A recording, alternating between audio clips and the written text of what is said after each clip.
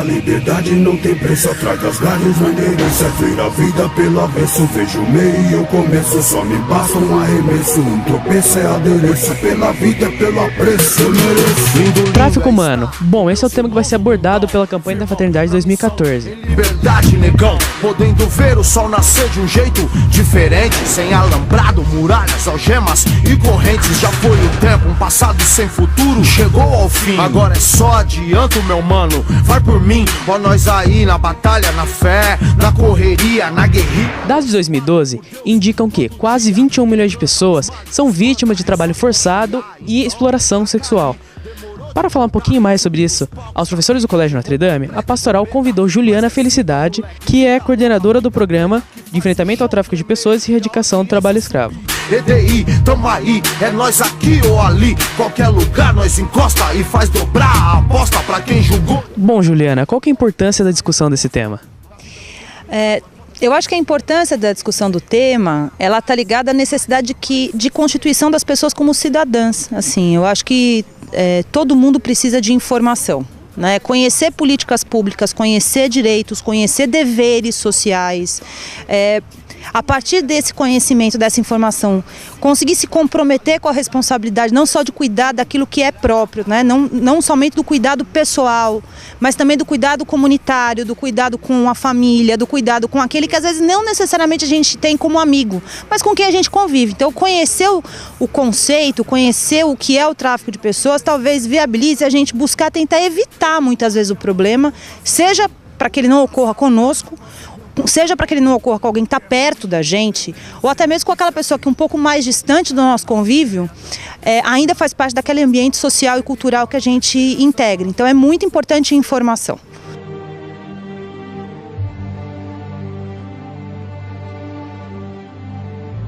Qual é o tipo de tráfico humano que é o mais comum? Olha, não existe uma espécie mais comum de tráfico. O que existe são realidades sociais, perfis de pessoas numa comunidade e num país como o Brasil, que nos faz identificar um maior número de casos ligados àquele perfil de pessoas e àquele tipo de exploração. O tráfico ele pode acontecer, e como muita gente viu na novela e que às vezes é muito divulgado, com mulheres numa situação, seja de exploração sexual, mulheres que são profissionais do sexo, prostitutas, e que por vezes são exploradas no seu trabalho. Paralelamente a isso e concomitantemente a isso, a gente também tem realidades de exploração de outras formas de trabalho, como por exemplo o trabalho escravo, que você tem no Brasil em diferentes áreas. Aqui no estado de São Paulo a gente tem muito bem revelado o problema na área do agronegócio, cana. Exploração, desrespeito, humilhação. De Alagoas para cá é quase 50 conto. Retrato do descaso, sem as mínimas instalações, sem as mínimas condições de higiene. Já existiu denúncia da questão do uso ilegal de órgãos, que é a questão da doação ilegal dos órgãos e eventualmente desse comércio humano, onde muitas vezes as pessoas, numa necessidade, acabam acreditando que vender um rim, né, fazer um transplante dessa natureza é algo que não implica num resultado prejudicial a ela. E isso acaba sendo um bom negócio para alguém. Diferentes formas de exploração são postas, tanto pela lei, como pela realidade como a gente conhece.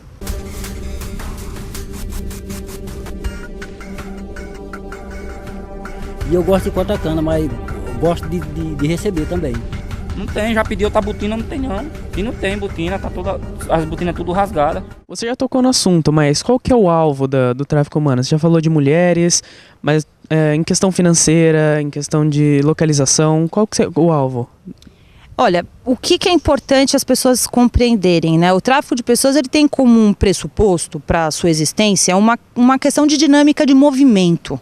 Ele não precisa ser necessariamente um movimento sempre de uma pessoa, ou seja, o transporte de uma pessoa, por exemplo, pelas diretrizes internacionais que o Brasil ratificou, né, que dão o conceito do tráfico de pessoas para a gente, para muitos outros países do mundo, traficar alguém também pode ser permanecer com alguém num determinado local, confinando aquela pessoa, limitando sua liberdade, seja por uma coação moral, né, que é uma ameaça, seja realmente por uma limitação de liberdade onde a pessoa fica trancafiada, né? Isso pode acontecer. O ser humano é um material, né, visto nesse ambiente como um material que ele é muito fácil de ser comercializado. Transportar coisas, armas, drogas, produtos às vezes ilegais, contrabandeados, às vezes que são de grande dimensão física, implicam numa logística, implicam numa organização muito necessária e especial. Transportar pessoa não. É muito mais fácil você camuflar uma ilegalidade usando um ser humano do que você camuflar uma tonelada de cocaína. O alvo que a gente falou da vítima é um alvo amplo, que você falou. Mas em questão do traficante, é um caso mais específico ou também pode ser amplo? Isso é um outro desafio da situação do tráfico. Quem faz o tráfico? Então, assim, quem é vítima de tráfico, a gente sabe que um monte de gente pode ser, né? Agora, quem é o autor do tráfico? Quem produz e gera, seja direta ou indiretamente, essa situação de exploração do tráfico? Também é amplo, também é diferenciado. Até porque a gente tem que compreender que o que leva as pessoas, né, o que leva a uma situação de tráfico, são situações sociais, econômicas, geográficas, culturais, diferentes. Tem casos onde a gente viu, sim, situações de crime organizado mesmo. Pessoas que estão em diferentes locais do território brasileiro e do território internacional, que em contato buscam aliciar pessoas para levar para fora do Brasil ou para trazer para dentro do Brasil também. Então existem situações muito bem organizadas, fazem por dinheiro mesmo, né? Contratação de trabalhadores em regiões distantes do país para trabalhar em grandes obras, e isso às vezes isso é uma questão organizada. Você citou anteriormente na novela Salve Jorge, há uma exploração do tráfico para a prostituição. O que tem de realidade e o que tem de ficção nessa questão da novela? Engraçado, você fazer essa pergunta. Muita gente me fez já essa pergunta, né? E eu tive a sorte de conhecer uma mulher que cuida na Bahia de uma ONG, que foi essa pessoa, foi a pessoa que fez toda o trabalho, a dinâmica de grupo, que ajudou a comunicação de atores e famílias e pessoas que passaram pela situação de exploração, que fizeram essa construção de personagens, né? Tudo que é novela, né, tudo que é dramaturgia, ela tem um peso que é o peso emocional, que às vezes não é o peso da realidade, né? Então, algumas caricaturas, algumas situações ali, às vezes cômicas, isso faz parte da dinâmica da dramaturgia. Então as pessoas têm que entender que às vezes, nem sempre aquilo que se mostra da novela é aquilo que de fato acontece no mundo real. O curioso é que muita coisa que aconteceu e foi mostrada na novela acontece na vida real. Então, assim, enganos absurdos. Às vezes a gente olha e fala, mas como aquela pessoa acreditou na outra? Acreditou.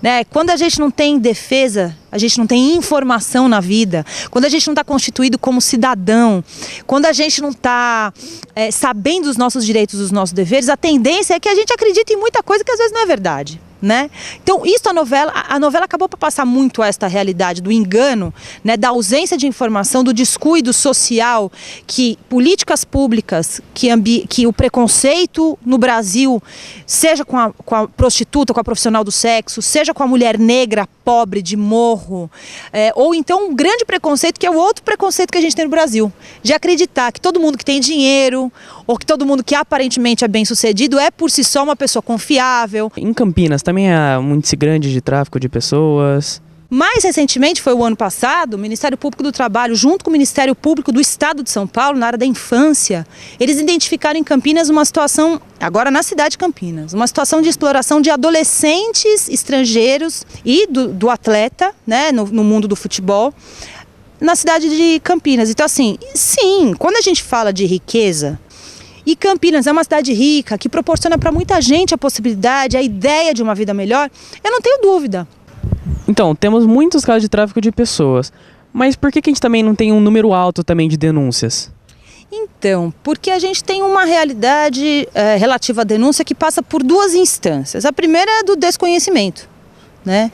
E a segunda, que é a da questão da ilicitude. A campanha da fraternidade inicia esse ano, e o governo do Estado de São Paulo, bem como o governo no Brasil e em outros estados, já iniciou um diálogo voltado à difusão dessa temática. Mas tenhamos cuidado, muitas vezes a gente também recebe muita denúncia que não é tráfico de pessoa, né? Então, acima de tudo, seja para notificar, seja para melhorar aquilo que não é visto, vamos conhecer conceitos, vamos compreender o que é tráfico, para aí sim a gente melhorar, seja o cuidado com as pessoas, até mesmo o acesso à identificação desses problemas, né? Bom, então esse é o tema da campanha da fraternidade desse ano. O que você espera que fique como gesto, como recordação para a sociedade? Eu acho que a sociedade... Tem muita coisa que eu queria que ficasse como gesto para a sociedade. Mas eu acho que fundamentalmente, primeiro, a gente é um país que diz que é muito acolhedor. E a gente diz que a gente é uma sociedade muito acolhedora. Mas eu acho que a gente precisa melhorar isso. Então a gente precisa ser mais gente, né? Menos indiferente. A gente precisa se importar. A gente precisa se importar com as pessoas, né? Isso causa um incômodo imenso. Incomodar-se, né? Importar-se com alguém é um trabalhão, né? Dá trabalho, mas é necessário. Eu acho que isso nos constitui como pessoas. A segunda coisa que eu gostaria de desejar da campanha é que a gente desenvolvesse ideias e pensamentos críticos sobre tudo que envolve o tráfico. Gostaria que a gente tivesse uma sociedade capaz de amar mais as pessoas, ter um pensamento crítico, por exemplo, de consumo. Muitas vezes o trabalho escravo, que é uma das formas de exploração pelo tráfico, né, que é um fim do tráfico, ele existe porque a gente é uma sociedade de consumo absurda. Todo mundo quer comprar tudo. A gente não pode ter uma causa, a gente tem que ter 20. Então o que eu desejo dessa campanha fundamentalmente é mais cooperação, mais humanidade, menos preconceito, mais acolhimento. Eu acho que se a gente conseguir alcançar isso, minimamente na sensibilização, no comportamento, que ninguém vai mudar. Em 2014 as pessoas vão mudar da água para o vinho. Olha, a campanha aconteceu e agora eu estou consciente de tudo. Mas será um ano que talvez possa permitir que as pessoas revejam suas formas de pensar para a vida, dali para frente, 2014 para frente. Então, que essa campanha possa propiciar isso para todo mundo. Para mim, para você, para todo mundo. Então isso é o que é essencial, né? Muito obrigado então, Ju. Muito obrigada, meu querido. Obrigada mesmo. O objetivo geral da campanha da fraternidade é identificar as várias formas da prática do tráfico humano e denunciá-lo como violação da dignidade e da liberdade humana, mobilizando cristãos e a sociedade brasileira para erradicar o mal, visando o resgate da vida dos filhos e filhos de Deus. Conheça mais essa campanha e se engaje. Mário para a CND TV.